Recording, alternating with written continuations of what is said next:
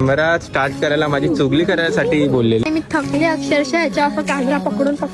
तर hello guys, आज तुमच्या शिवने माझ्याकडून खूप काम करून घेतलंय. एवढ्या ऊन दाखव एवढ्या उन्हामध्ये त्याच्या रील्स मी काढलेत आज.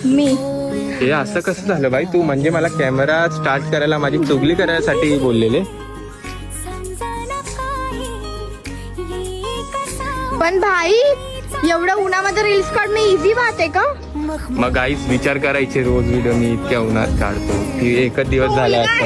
मुलगा आहे तुला काढणं भाग आहे. वा, म्हणून आपल्या इथं इक्वेलिटीज.